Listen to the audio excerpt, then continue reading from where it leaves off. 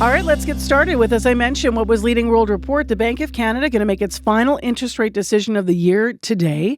Let's talk about what that might look like. Julian Karagesian's with us, former special advisor at the Department of Finance Canada and a visiting economics lecturer at McGill University. Good morning. Good morning, Marcy. So I guess before we look ahead, we better look back. Give us a summary of how they handled interest rates in 2025. Well, the bank had a tough time because we were going into 2025 this time last year with not the strongest economy. Even with the latest data revisions, it was a sluggish economy, and it had been so for many years. And there was still scarring from the financial crisis and from COVID, and we were limping in at this time last year into the new year, into 2025, and then there was the trade war, which no one predicted was going to be that big and tumultuous and uncertain. And so the bank had to navigate that. And what they did was, and they may have done this anyway, but I think this added to it greatly. They had 4 interest rate reductions. They made the cost of money cheaper 4 times. They engineered their base rate down to 2.25%. And the idea behind that was to make mortgages less expensive, car loans, credit card debt. And so by late October, their last increase, and given the data revisions that said the economy was stronger, they decided to call it a halt for the foreseeable future. And they said, if anything, if there's any material weakening, they would reconsider. And so that wraps up the year pretty much. When you think about the beginning of the year, of course, and the new prime minister coming in, who was, formerly governor of the Bank of Canada here, and making those decisions, do you think that Mark Carney's election impacted at all any of the decisions that were made this year? Do you think under any, it's difficult to surmise, I guess, but under any prime minister that we would have seen those same 4 rate cuts? I think we probably would have seen those anyway because Mark Carney and Tiff Macklem, they worked closely together. They took turns being at the Ministry of Finance and at the central bank, and they worked together closely through the financial crisis and right up until Mark Carney left for the Bank of England in 2012. So they have probably a similar worldview about how to manage inflation and economic growth and monetary policy. I do think having the prime minister, having a former Bank of Canada governor's prime minister, certainly helps with communication. Absolutely, and also with morale in the economic echelons of the government. So what's going to happen today? Well, I actually think often I have a contrarian view, but I actually think they're going to do what they said they're going to do, and they're going to hold rates, and they're going to hold rates because we've had 3 or 4 pieces of information that suggest the economy is stronger than we thought. We saw 55,000 jobs created in November. We saw the economy rebound in the third quarter, and those 2 alone, and we saw data revisions suggesting the economy over the last 3 years was stronger than we thought. But when you dig down into the November data and third quarter data, the economy's not that strong. The jobs created in November, a lot of them were part-time. A lot of what was driving economic growth in the third quarter of this year was a one-time purchase of a big weapons system by the federal government and an increase in oil exports to the United States. But if you look more deeply than that, there's a lot of job losses happening in Ontario, in Quebec. There's the steel tariffs. The American automobile companies are pulling out, the aluminum tariffs. So there's, Algoma Steel laid off 1,000 people 2 weeks ago, or announced 1,000 layoffs. So I don't think we've seen the worst of the trade war yet. The U.S. Fed Reserve, meantime, is also going to make an interest rate decision today. Their central bank's trajectory compared to Canada's in the past year has been, how does it compare? Well, they've followed a different trajectory, as you suggest, and they've reduced rates significantly less than Canada. Inflation's been higher, and Jerome Powell has been quite hawkish on inflation. And so, but now there's economic weakness in the United States in large part because of the trade war and the contraction of exports, of U.S. exports. And so now there's intensifying pressure from the Trump administration to get those interest rates down, make the cost of borrowing cheaper, especially a year out from midterm elections. The Trump administration wants that badly, and they're making it known. So the trajectory now could be for lower interest rates, but it will really It would really depend on whether Jerome Powell, head of the Federal Reserve, decides to give in or stay the course, and what the data say going into the new year. We'll leave it there this morning, and we'll find out what happens later. Julian, thank you. Thank you for having me, Marcy. Take That's starting our show, and that's leading a lot of national and international news today. It will be the fact that later today we're going to find out what the Bank of Canada is going to do with interest rates. It's the last decision of the year on this. As you heard, they fell 4 times this year. They were cut. Julian Karagassian has been with us, former special advisor at the Department of Finance Canada and a visiting economics lecturer at McGill University.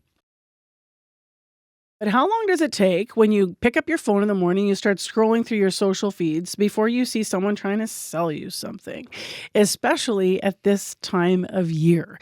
The festive season is in full swing, and a lot of us are under pressure to finish shopping if you have a lot of people on your list and you're shopping. Tech companies and retailers have been rolling out AI shopping tools for the holidays. Now, they're hoping to make it easier for your gift buying experiences for consumers and grab a larger piece of the shopping pie for yourself. But as AI becomes increasingly a part of our everyday lives, the risks and benefits of the tech are being watched closely and, as I alluded to, felt every moment we're in our feeds. CBC's Melody Jacobson joined me yesterday to talk more about what she's found about AI in holiday shopping. Good morning, Marcy. So over the past few weeks, several tech companies, actually, from Google to OpenAI, there's Perplexity and Amazon, they've all launched new AI tools for holiday shopping. What are these tools and how do they work? Yeah, well, it's a range, but more apps and platforms are using generative AI to have these personalized shopping assistants. So that's either with text chatbots, voice assisted with Siri or Alexa, for example, or by using photos to help you search. And they're all using information that you've either explicitly or implicitly given to them. So ChatGPT is the most used AI platform, and it recently rolled out what it calls shopping research, where you can describe what you want and it will come back with a guide, and that's based upon what it knows about your preferences. And Google has AI summaries in its searches now and has additional features like the Try It On tool where you can see what you'd look like in an outfit. What are you hearing from shoppers about how they're using the technology?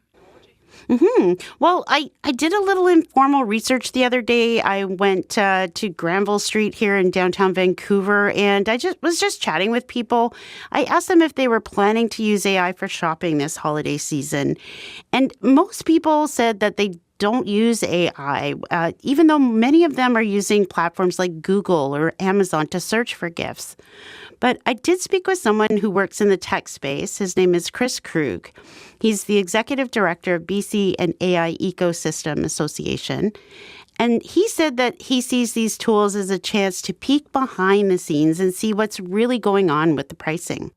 Retailers have been using AI for years to manipulate prices and set them so that they're optimal for these sales. So, using things like Perplexity tool or even the Amazon shopping tool, Rufus, both of these things allow you to see that this TV was $400 in September. Then it went to $600 in October. Now it's on a Black Friday sale for $450. How aware are shoppers that they might be using some form of AI when they search online or use chatbots? Yeah, well, while some of these AI chatbots aren't new, I spoke with retail analyst David Ian Gray, and he said that the mainstream may not be aware that AI is powering a lot of these searches, and that companies are beta testing consumers right now, seeing how they use them.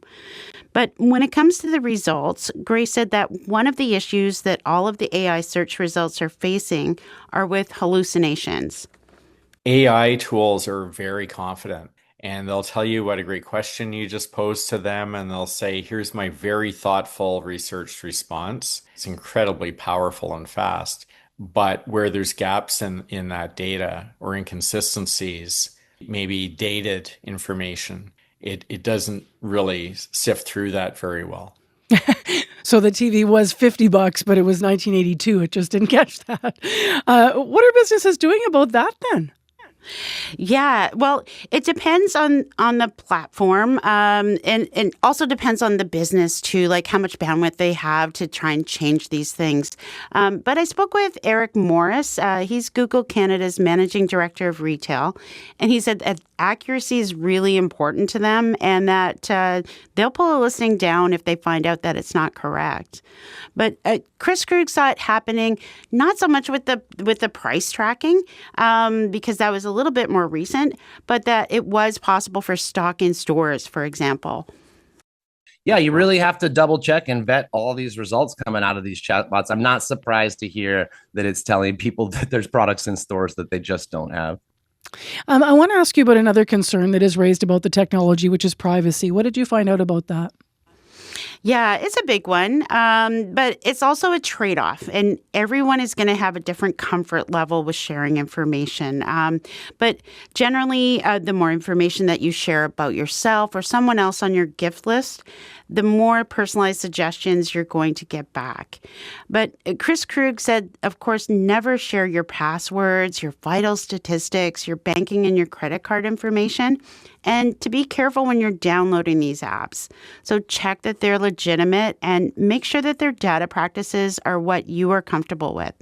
Yeah, it's important to be aware that, if you're receiving free AI product from some app or something, your data is definitely what is being exchanged for the use of that tool. There's a lot of data floating out about us. Some of these things know our shopping habits, even our credit limits better than we may. And I try to limit their access as much as possible.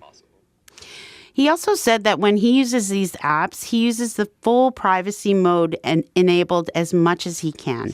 How much do you think these tools are going to change Christmas shopping this year? Yeah, well, it's still early days, but I don't think AI is going to make gift exchanges any less busy this time of year, give people and humans and technology and that type of thing. But it may help people generate some ideas and also find some deals and maybe also connect with some sellers that they didn't even know were there. Chris Krug thought AI may benefit artists who were talking about their work on their blogs or YouTube, since AI was more likely to index those things than search engines.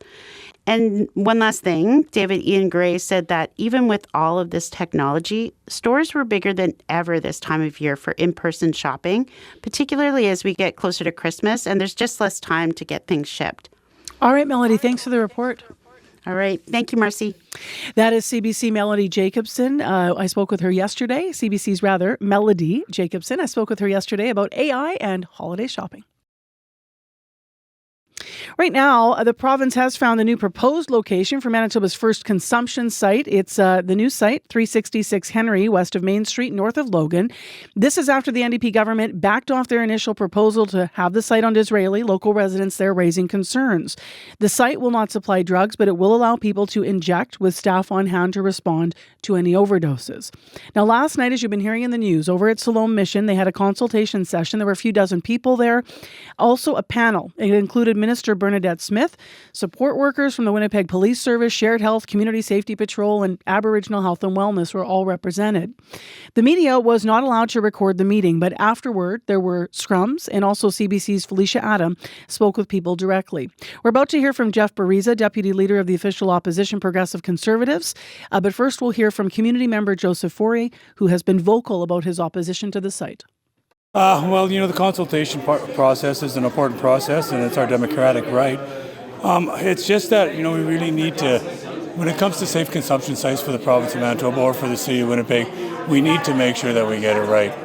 I firmly believe Winnipeg really is not large enough center for a consumption site. Now, we could probably use those dollars more effectively in trying to help people with addiction. And I just wanted to ensure that, that my voice was being heard, like so many others. I wanted to be heard today. And do you think the province heard everybody? Well, it was the same thing with Bill 48. We presented at committee and they still enforced it anyway. I believe that the province is going to do what the province is going to do. But at least it's on record that we as a people, voiced our concerns and, disagreed with what they plan to do. I am for harm reduction. I am for harm reduction as long as it's part of a recovery strategy. Harm reduction on its own, recovery center, a safe consumption site on its own is not going to solve this problem. I know, I have firsthand lived experience. What Manitoba needs is a comprehensive recovery strategy that's going to take a political will and commitment by the government to enact the dollars needed to accomplish that. And you mentioned that, you first got introduced to drugs at a consumption site, right? Yeah, it was living my life around a consumption site in Edmonton, and it was where I got introduced to heroin. The drug of choice at that time was crystal meth, and there wasn't any, and the guy was selling heroin, and he said, don't worry about it, just go in there, they'll look after you. And thus started my heroin addiction. Was knowing that at a safe consumption site, I could do the drugs and they would look after me. So do you think that might happen here? Guaranteed that'll happen here. But, yeah. And my last question, the other location was supposed to be on Disraeli. Now they're looking at this location. It seems like they're playing juxtaposed with it, because first it was in Point Douglas. Point Douglas opposed it strongly. Now they moved it into Centennial. So it's like they're trying to find an area that's not going to put up much opposition for it. Unfortunately, the people of the Centennial area are saying no as well. I think the first thing that I saw there, and I was sitting close to where the speakers were, was the passion of the people of this neighborhood, were the tears rolling down their face. The stories that we heard from those people as well.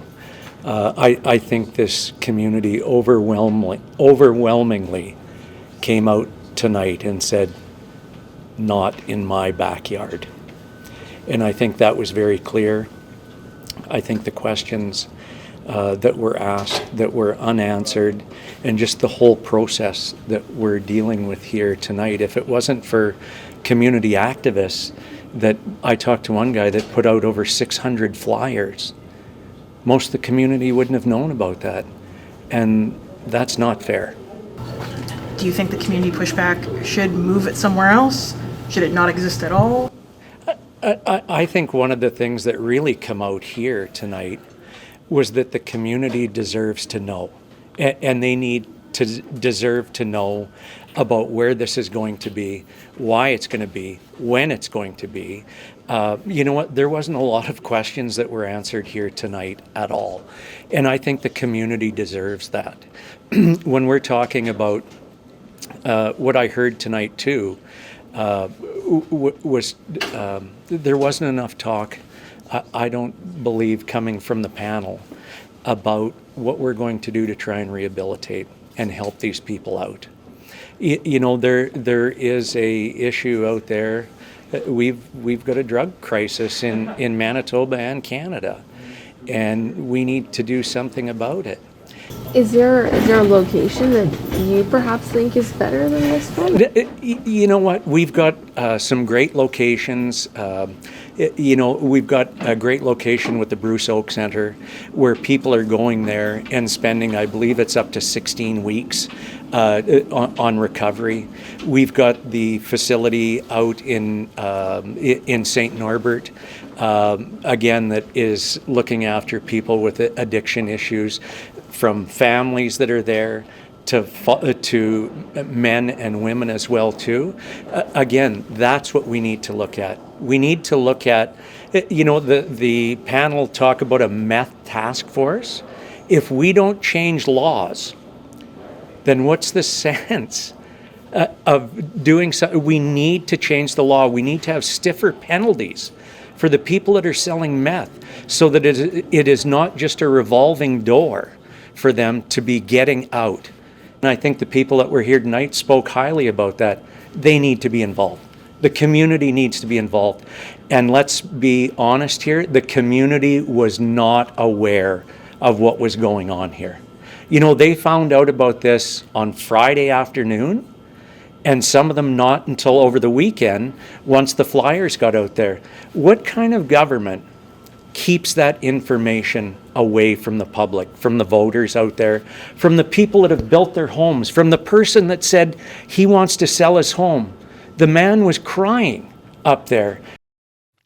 That is Jeff Bariza, deputy leader of the opposition, official opposition Progressive Conservatives. And before him, we heard from community member Joseph Forey. They were both at this meeting at Siloam Mission last night about the consumption site. CBC and other media were not allowed to be in the meeting, so that is why you're hearing the interviews from after the meeting, including Felicia Adam, who was there for CBC, and other reporters who were scrumming those that were coming out of the meeting to learn more. And one of those people, as you can imagine, was Bernadette Smith, Manitoba's Minister of Housing, Addictions and Homelessness. Here's what she said to reporters about some of the concerns that were raised last night. It went very well. We had a good turnout. Lots of people came out, and it's about listening and consulting with the community, the businesses, and of course we want to hear, is this the right site? It is a proposed site, and we're following the federal rules around exemption. You have to have an address. We purchased this building. We also purchased 19200, and we didn't, follow through with a supervised consumption site there. And if the community speaks out and this isn't the right site, then, we'll move on from this. And there were a couple of people that came up and, said that not everybody knew about today, so not a lot of people came out. What would you have to say about that? Well, we're having another virtual consultation on Thursday, and we've added another one on Monday. And if there's further need for more consultations, we will certainly do that. Manitobans spoke to us. Manitobans told us that they want to make sure that people have a supervised place to use and consume their drugs, but more importantly, for a place for them to get the supports and resources they need to get onto a path of recovery. They've also told us they want enforcement. We're investing in a meth task force. We've brought 36 new officers online since we took government. We were investing in more housing with wraparound supports. This is just another tool in the tool belt. I guess what would your response be to the folks who were, pretty emotional and they're pretty against the idea? Well, we share what they're bringing. Of course, we're listening to their concerns, and that's why we're here. We want to hear what their concerns are for the community. Safety and security is our number one priority, which is why we're working with the Winnipeg Police, which is why we're working with Downtown Community Partnership, and which is why we've chosen to partner with Aboriginal Health and Wellness Center. They have 30 years of experience of working with community, and they've led people through their RAM clinic onto a path of recovery. And I wanted to ask, and there you mentioned as a panel as a whole quite a few times that this is not going to be equivalent to what happened in Vancouver or what other safe consumption sites have been like. And he's quite clearly said that this is going to be a different safe consumption site compared to them. This is a Manitoba-made model. Can you elaborate on how is this going to be different? Yeah, this is going to be a made in Manitoba model because we're going to have primary health care there and we're going to have social services. We're also working with Downtown Community Safety Partnerships. We're going to have wellness workers that are going to support and meet people where they're at. It's also an Indigenous-led model, so it's supporting, building relationships, helping people realize that they don't have to be in their substances, that they have people who believe in them, that there is hope. And that there are people that have made it through this and that have, come out on the other side that are doing well, and that there's people that are going to walk beside them.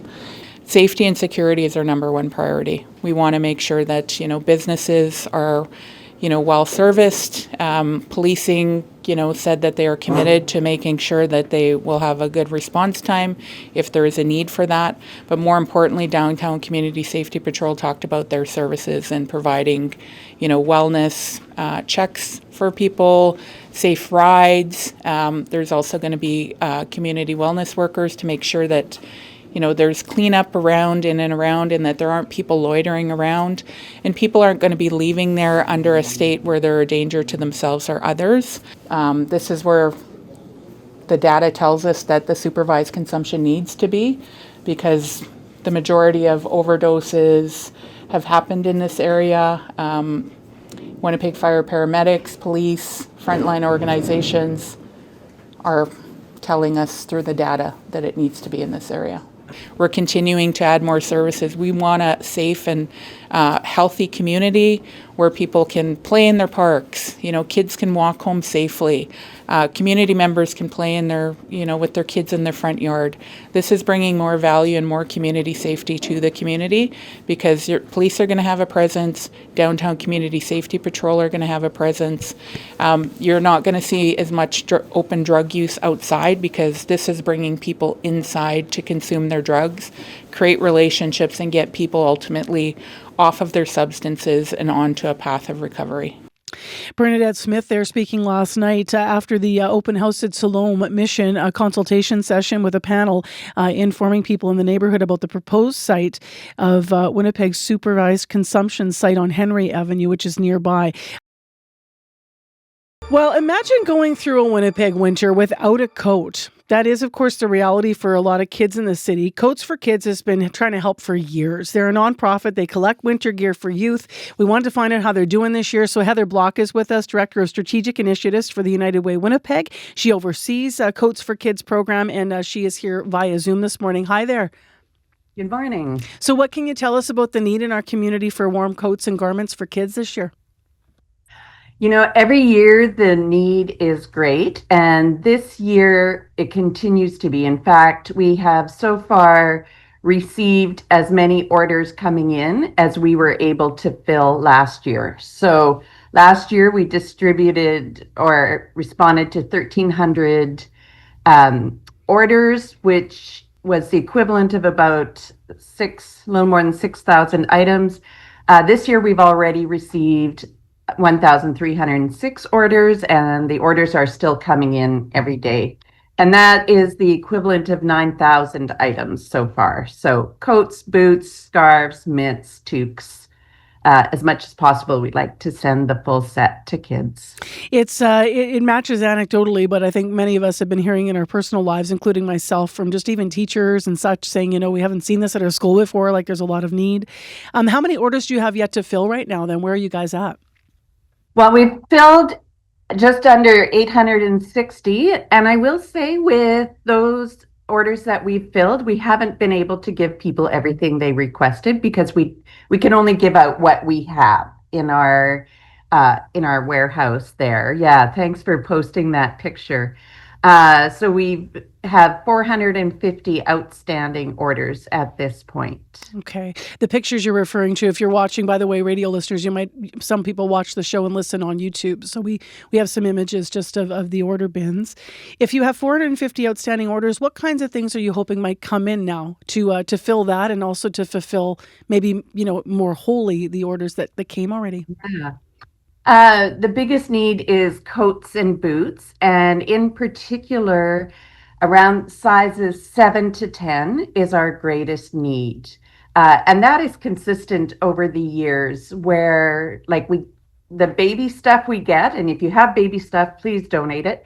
But the biggest need is sizes 7 to 10. And I think what happens, and having had a kid, I saw this happen, that age, kids go through their clothes, right? So we can only take gently used winter wear. And so kids are going through their clothes and they're not always able to give away. So that does end up being our greatest point of need. Got it. So when you say we're thinking of sizes that would fit kids that are from 7 to 10 years old, what for their feet and for their coats. And you said full packages. So gently used toques, mitts also included in that, right? Gently used toques, mitts. Yeah. We have a whole process when donations come in. We have a group of volunteers. They go through everything. And then if it's used, if people donate, then we don't have to worry about it, like if they donate newly purchased. But if it's used, we will sort it out. And then there are a number of hotels across the city who have agreed to wash the winter wear first. So then we send it to be washed, we get it back, and then we respond to the order because we want to make sure that kids who receive donated clothing do so with a sense of dignity so that the clothes are in good shape, clean, and ready for them to wear. You've been doing this for so many years. I wonder, some people though may not understand the process of how the applications come in. So what can you tell us about the kids that actually get the coats? Where do the orders come from? Yeah. So when people donate or when people need a coat, they can go to either a school, a daycare, or a community agency and make the request there. We don't have the capacity to respond to individual requests.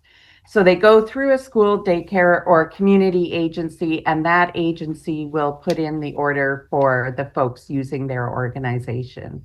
Once we get that, then we have a team of folks that will go through and fill the order, and then we send the completed order Back to the organization that made the request. What issues do you run into, Heather, when collecting donations? When you're trying to make sure that everything lines up with what the need is? Yeah, great question. My team was just telling me yesterday that of the donations that come in, about 50% isn't usable. Really?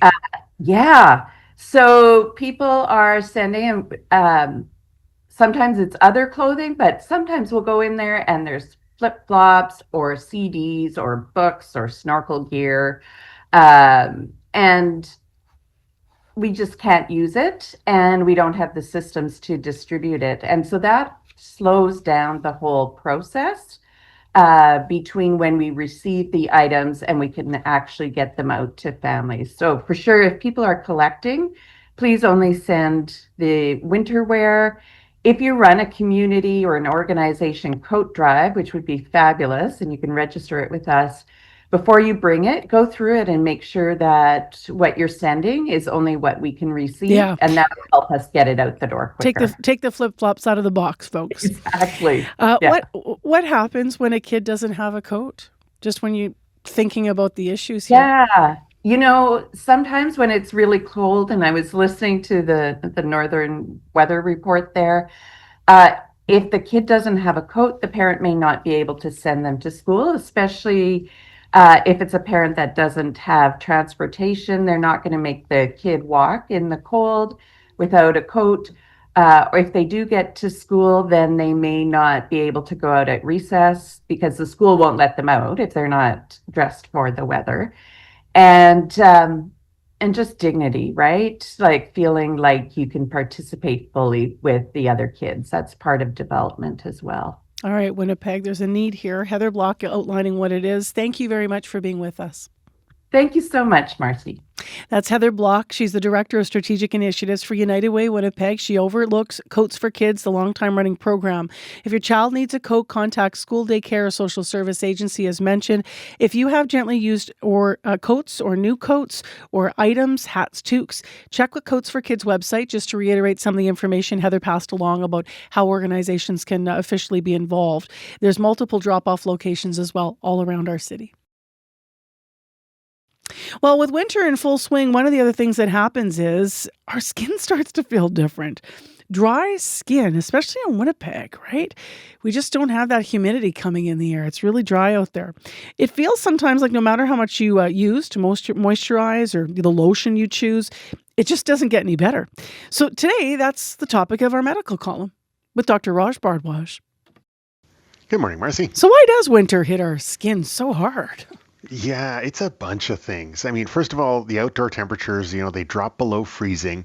When that happens, the air holds way less moisture. So even at -10, air holds about 75% less water vapor than nice warm air at 20 degrees Celsius. And of course, it's going to be a lot colder than -10 for a lot of our winter, right? The lower humidity draws moisture from your skin or at least allows more moisture to be lost through your skin, and it literally dries out. Meanwhile, indoors is not making things better either. The heating systems, they typically lower the indoor relative humidity to somewhere around 10-20% compared to a more ideal for your skin kind of level of around 30 to 50% humidity. And then moving indoors, outdoors, that can stress your skin. And then don't forget about wind chill, right? Cold, windy conditions that make skin lose moisture even faster. So that tends to dry out people's skin. We definitely do see more people booking doctor's appointments for issues with dry skin in the winter than in the summertime. And if you think about it, your skin is your personal armor. against all sorts of harsh environments. It protects you against, chemical exposure and germs, and it helps maintain your body temperatures. If it gets dry or irritated, it can't do those jobs as well. It's kind of like a suit of armor that gets rusty, or a winter coat that gets ripped. When should someone actually be worried about their dry skin? I think if it's bothering you, then I'd say that's enough to at least look into doing something. And it might bother you because you've got more flaking, or because you've got more itching, which are both really common symptoms, or your skin might feel tight, especially sort of around your lower legs and ankles. A lot of people complain of that. If the itching gets so bad that you find yourself scratching in your sleep or having a hard time falling asleep because of the itch, then that's a bigger deal. And even bigger deal is if you get cracks or fissures, especially on your hands or your feet. Those can really hurt. And those can also be a gap in the sort of biological armor of your skin. And those cracks and fissures can be places where the normal bacteria that live on your skin can break through the armor and cause infection in your skin. And if that happens, then you might notice some yellowish oozing or crusting to the skin. It might feel warm, might be tender. If you get red inflamed patches or blotches of whitish kind of scale on your skin, that can be another thing that leads to a doctor's visit. That might be that your skin's getting, something like psoriasis, which is a bigger problem. In conditions like psoriasis, your immune system is messing around. But a lot of times those types of problems get worse in the winter as well as our skin gets drier. Are there common mistakes people make, or maybe habits that people have that can make their skin actually worse in the winter? Yeah, I'd say there are a few small things that might not make a difference in the summer when it's more humid and people are maybe applying more creams and sunscreen and things like that. But in the winter, those habits might be enough to tip the scales and cause some problems. So things like taking longer, hotter showers or baths, or sitting in a hot tub or a sauna or something like that. Water that's hotter than about 40 degrees Celsius can melt away some of the oils and fats that help to protect your skin's outer layer. And then the other thing that dermatologists often warn against is overwashing your skin or washing with harsh soaps. So it's probably safer to use less soap in the winter, and maybe only use soap on your really dirty bits and not all over. And then the other thing that I see people complaining about these days, they use moisturizers, but they don't seem to work. And that's often because they're applying moisturizers on dry skin. And here's a sort of surprising thing. Moisturizers don't make the skin more moist. All they do is hold the moisture in if it's already there. So going along with that, some folks use products with alcohol, with fragrances, which again might not be a big deal in the summer, but that might be the tipping point for dry skin in the winter. And what about whether or not dry skin affects different skin types or even skin tones differently? Yeah, it can for sure. And that's because there are differences in the skin other than the color of the skin, other than the melanin, right? The pigment that gives color to the skin.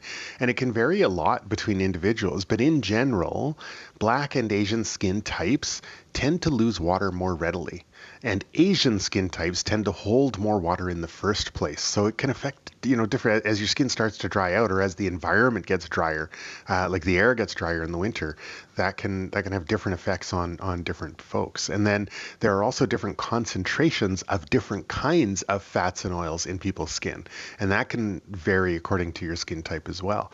And then the other thing is that dry skin on a relatively pale Caucasian can look different than dry skin on a person with darker skin color, right? So for example, instead of flaking, it might look kind of gray, or it might just feel more rough. It might look kind of almost cracked kind of thing. And that's another reason why it's worth talking to your doctor about personalized advice if you have skin issues, and not relying on, the latest trends on TikTok or Instagram from the skinfluencers, who might have zero training on skincare, or worse, might be profiting from selling specific products. Okay, so let's end there, because one of the things you see a lot online is drink water. That's going to help you. So what's the reality of that? What we eat and drink, and how that, what that does with our skin? Yeah, your diet certainly can affect your skin and hydration level. And, if you're getting enough fatty acids, especially like omega-3 fatty acids and vitamins and stuff, all of that can make a difference. But if you've got issues with your skin, your diet is not the biggest bang for your buck. As long as you're getting a decent diet, that's not the biggest bang for your buck. The biggest bang for your buck is probably a bit of a skincare routine. So what are your biggest 3 tips for a person's skincare routine then in the winter? Big three. So keep it simple. If you don't have much of a skincare routine for the rest of the year, don't let anyone try to convince you to do some sort of 12-step program, in the winter. First thing, focus on simple stuff. Turn the shower temperature down and the water faucet down if you're washing dishes by hand. If you can, limit your showers to 5 or 10 minutes or less. Second, remember that moisturizers don't moisturize. They just hold or trap in moisture. So put them on immediately after you wash your hands, immediately after you get out of the shower. And then the third thing is get a humidifier for your bedroom. Help to prevent moisture loss through your skin while you sleep. That's it. 3 simple things. All right, Dr. Bardwash, thank you. My pleasure. Every week you can hear our medical column here on Information Radio on CBC 89.3 FM with our columnist. That is Dr. Raj Bardwash. Community consultations began last night in the proposed location of a supervised consumption site in Winnipeg. It will be our city's first. The proposed site is 366 Henry. It's a few blocks west of Main Street. The media was not allowed to record during the meeting last night at Siloam Mission.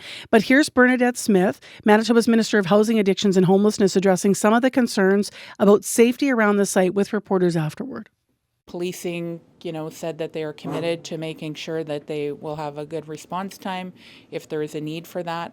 But more importantly, Downtown Community Safety Patrol talked about their services and providing, wellness checks for people, safe rides. There's also going to be community wellness workers to make sure that there's cleanup around and that there aren't people loitering around, and people aren't going to be leaving there under a state where they're a danger to themselves or others.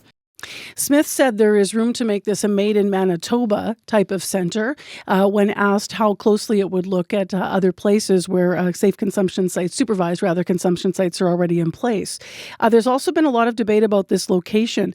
There were some concerns from businesses about how it would affect safety in the area, and others opposed to the overall idea last night, feeling that this might be enabling people who are using. To get an idea of how this does work in other places, we've been checking in with other places. And this morning, we're taking you to New Westminster, BC. That city has had a supervised overdose prevention site. It's been open for 4 years, since 2021. Joining us live on Zoom right now is the mayor, Patrick Johnstone. Thank you for being with us today. Good morning. So first, tell us a little bit about the supervised site in your city. Can you describe the location? Is it by a residential area? Is it near businesses? New Westminster is a really dense city. We are right in the center of the Lower Mainland, so we are, a really urban city, one of the densest in Canada, actually. And it is located sort of in our downtown, right next to a SkyTrain station, which is our light rail transit system that runs across the region. It's in a small commercial building next to a SkyTrain station. There are residential buildings, immediately adjacent to it. There's a lot of businesses nearby. There's a community center right nearby. So I'd have to say it's right about in the middle of town. Got it. And inside the center, then, how does it work? Because all the models are different. So what happens in your site? Yeah, it's referred to as a health contact center, and safe consumption is one of the different services they provide.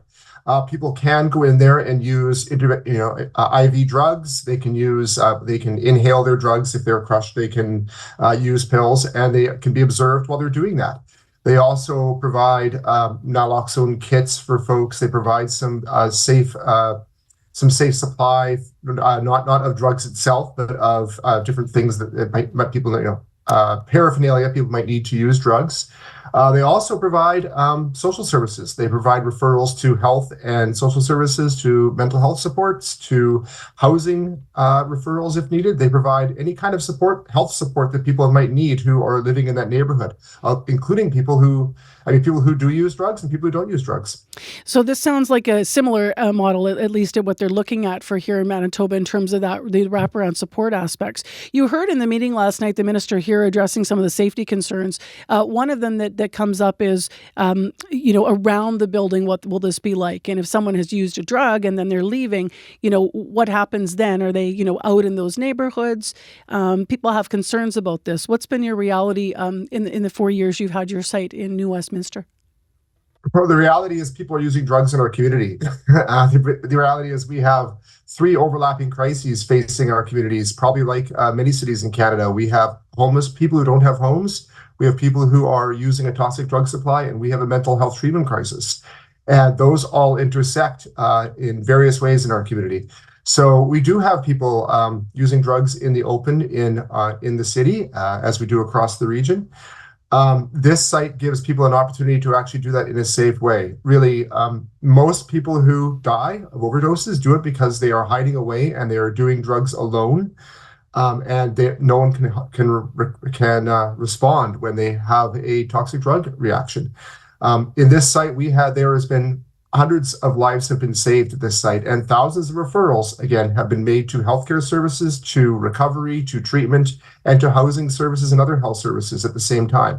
So, the safety concerns, we talk a lot about safety concerns around a lot of the services we provide, but the question really becomes down to safety for whom. When we have saved hundreds of lives in this site, it's really important.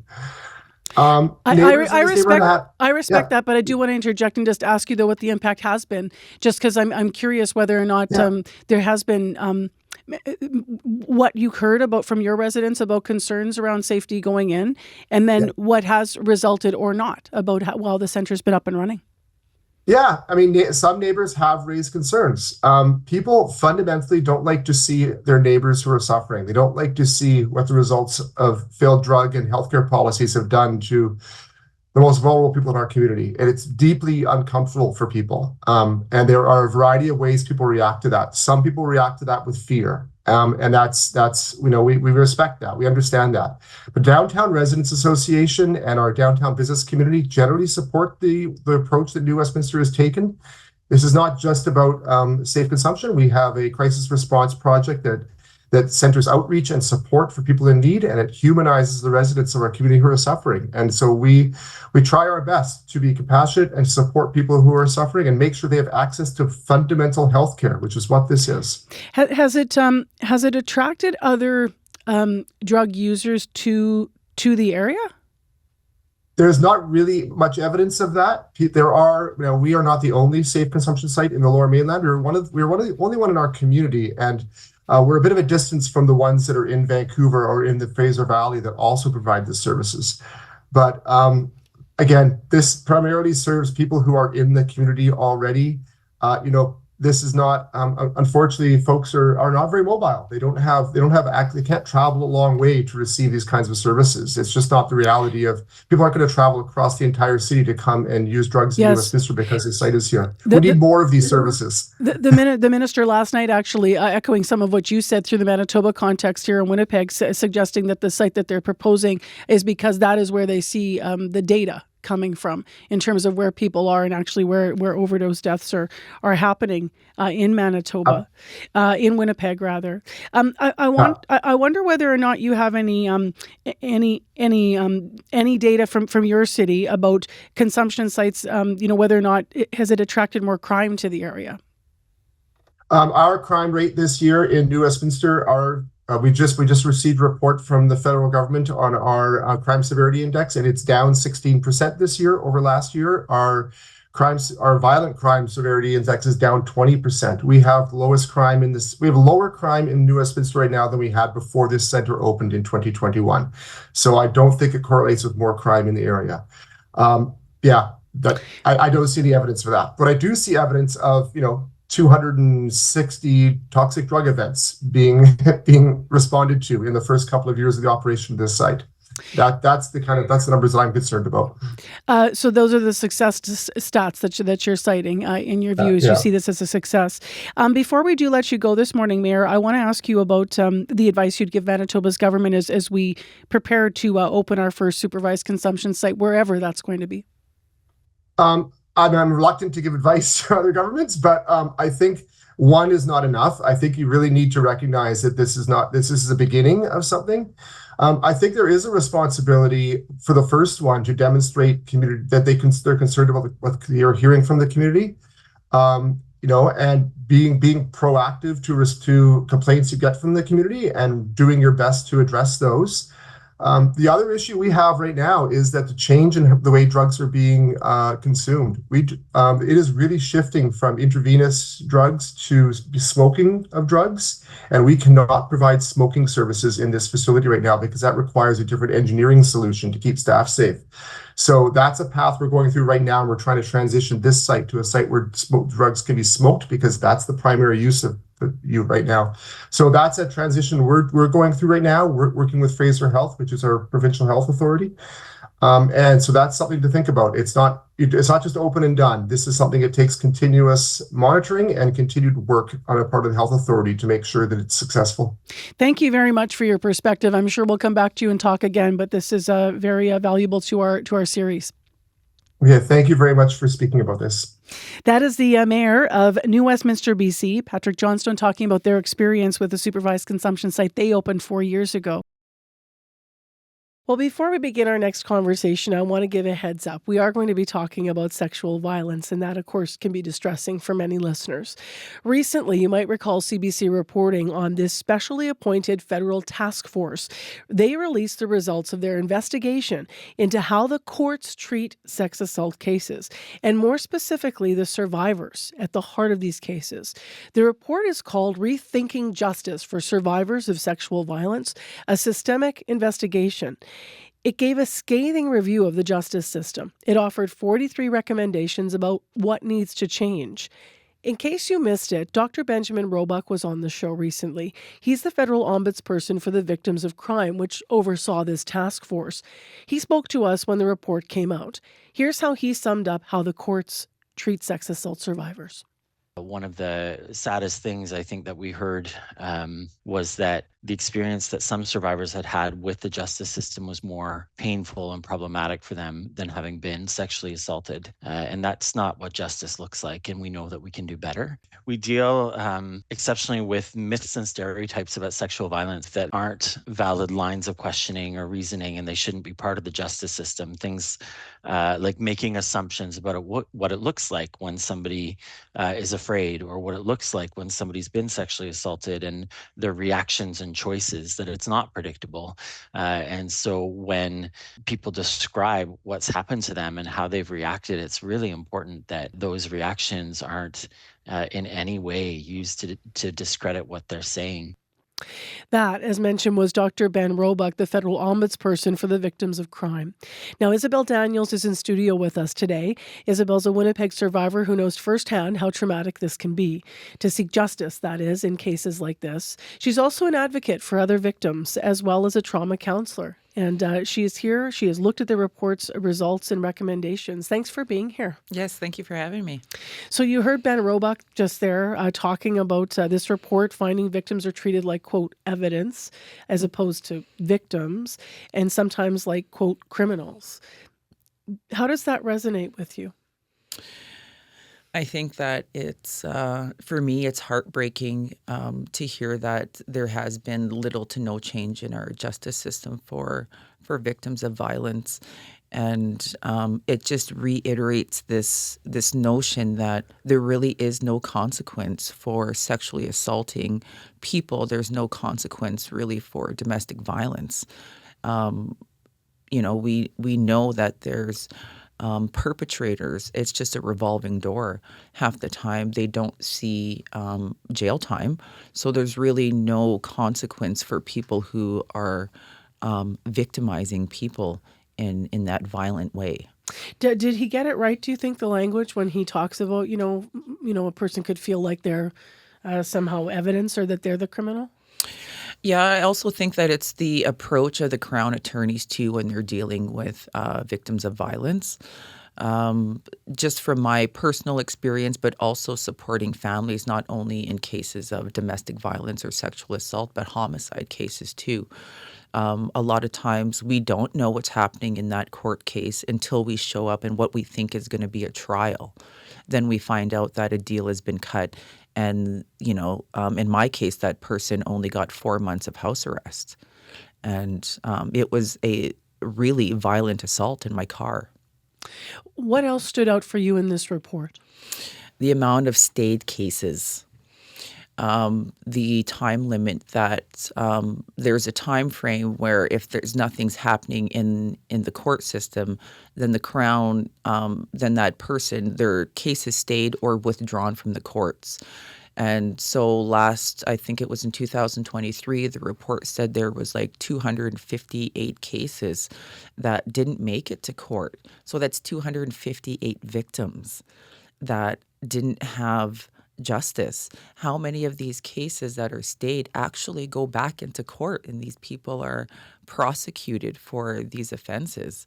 Um, it just shows victims that, it's better to stay silent. It's better to just suffer in silence, because going public or going through that court system and having people that are supposed to advocate for your rights and your personal safety are cutting deals to just get the case off their caseload. There's a whole area around mental health support that we talked about. I know that earlier you shared with CBC in an interview that many survivors are suicidal because they either can't access mental health support or they fear that it could be used in court against them. This report calls for better mental health supports, but also better protection for survivors. What's your reaction about that recommendation and how needed it is? Mental health supports are something that people are afraid of speaking out, especially after they go through the court system. So we're already jaded as survivors. We already don't have trust in the system. So having to go through that again with a complete stranger is scary. And it's oftentimes people aren't going to take that step. People will cope in negative ways, whether that's addiction, whether that's whatever that addiction is, drugs, alcohol, gambling, sex, whatever it is. And some people may have to go back to those abusers because there is no support long-term for the majority of people that are victims of violence. We don't have enough space for all these victims. We also need safe people that do mental health. And a lot of times in organizations that offer trauma supports, although lived experience is very important in relating to a person, we need healed people to be doing this work. And we're short-staffed in terms of frontline workers. Sometimes we're not hiring the best qualified people who have done this work long enough to make sure that they're trauma informed, that they're a safe person who's not sharing this information, also who is not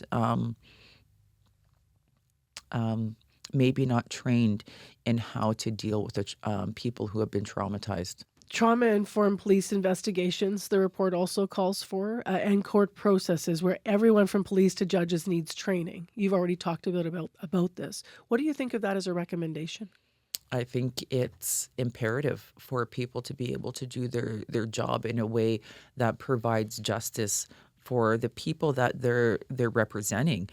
For us as victims, we don't have a say that in who is our Crown attorney. A defendant can pick his lawyer, but we don't get to pick our Crown attorney. And if that person doesn't have the empathy, or if that person has their own biases against sexual assault and domestic violence, then the way that they carry out their work shows in their lack of empathy for the people that are victims. When you read this report as a survivor and as an advocate, what was the feeling you left after you put it down with? I cried when I read it, and I was really angry. When we're busy being advocates and advocating for people, and I'm so surprised at some of the women that are actually still alive, and I'm also surprised at the level of violence that a person's body can take, and on a continuous, daily thing. And when we don't care for the people, like the ripple effect from this is that there are babies that don't have parents anymore. There are children that are going to be stuck in CFS because their moms or their dads can't heal from the compounded trauma that they go through. And if our government and our community advocates don't find a way to actually create sustainable change, because now we don't even have a Band-Aid solution, right? There's not even that in our communities right now. We have, unsheltered people that are taking better care of themselves with the means that they have than what's being provided by government.